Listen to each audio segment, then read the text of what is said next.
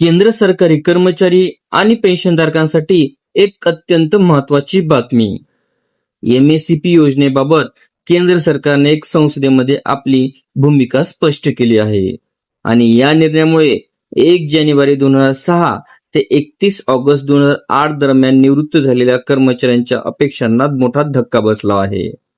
प्रश्न असा आहे की या कर्मचाऱ्यांना एमएससीपीचा लाभ मिळणार आहे का? सरकारने संसदेत नेमकं काय सांगितलं आणि सर्वात महत्वाचं म्हणजे 8व्या वेतन आयोगाकडे एमएससीपी बाबत कोणती मोठी मागणी करण्यात आली आहे.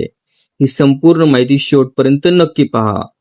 केंद्र सरकारनं स्पष्ट केलं आहे की दिनांक 1 जानेवारी 2006 ते 31 ऑगस्ट 2008 या कालावधीमध्ये निवृत्त झालेल्या केंद्र सरकारच्या नागरी कर्मचाऱ्यांना एमएससीपीचा या व्हिडिओला सविस्तर बघण्यासाठी कृपया डिस्क्रिप्शन बॉक्समध्ये दिलेल्या लिंकवर क्लिक करा आणि संपूर्ण व्हिडिओ पाहावा.